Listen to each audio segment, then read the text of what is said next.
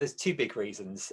The first one is you are helping with citizen science. You are helping gather a huge amount of data. Essentially, we've got 40 years worth of information that people have gathered just by sitting by the window, looking out into the garden for an hour and telling us what birds they've seen. And over those decades, we've been able to chart the rise and fall of various different garden bird species. Now, the second big reason is it's good for us, particularly at the moment when many of us are at home. And actually, even if you've got a balcony, just a window, if you haven't even got a garden, but you've got a view out of a window, and you can see a tree or a rooftop where you can see birds, that will provide a really lovely, pleasant hour of just sitting calmly and looking out of the window.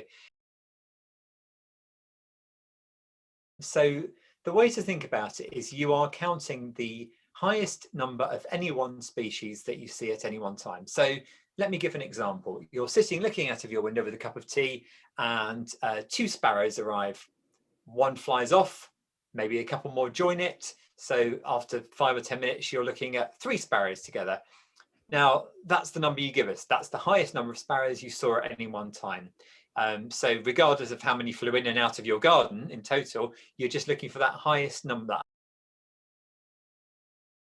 There's plenty of resources on our website, rspb.org.uk/birdwatch. There's probably 10 to 20 that you can probably reliably expect to see. Anything outside that is going to be a pleasant surprise, like this waxwing that I've got sitting on my shoulder. But essentially, you're looking at things that are going to be fairly familiar birds to most people. Robins, blackbird, house sparrow, starling, blue tit. One interesting thing about the top 10 and how it's changed over the years is that more and more smaller birds are coming into the garden. So look out for things like goldfinches, which have got this little red face and this flash of yellowy gold in the wings when they take off. Long-tailed tits, tiny black and white birds with long tails that look like little flying lollipops. So those are small birds that have moved into the Big Garden Birdwatch top 10 over recent years.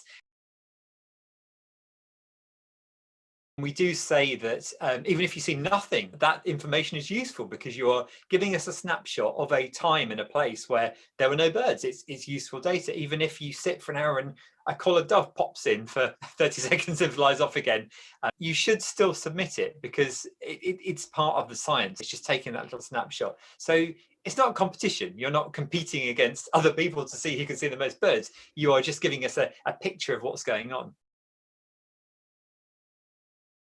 Now, if you already have food out in your garden, if you're already a regular bird feeder, then you've got a pretty good start because birds know where to come. Birds do take a little while to recognize where is a good place to find food. So as soon as you can, get something out there, whether it's a bird feeder with bird food in, or even some scraps from the kitchen. There's plenty of bits of scraps of kitchen food that birds will readily take and can safely eat. If you're not getting through as many apples as you thought you might, and they start getting a bit wrinkly, break them up, put them on the lawn. That is perfect food for thrushes, blackbirds. You might even tempt some redwings or even fieldfares into your garden, winter visiting birds. Crumbled up cheese is really good for birds.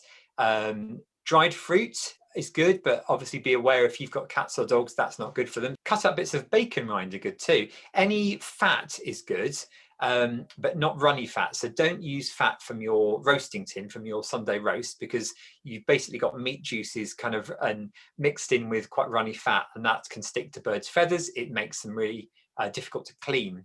So you're looking for fat that will be solid. You can do it at any time, but what we often say is first thing in the morning is pretty good. They are hungry and they're looking for food, and you do find that if you put your food out first thing to top up the feeders, that's when you do get a little flurry of activity.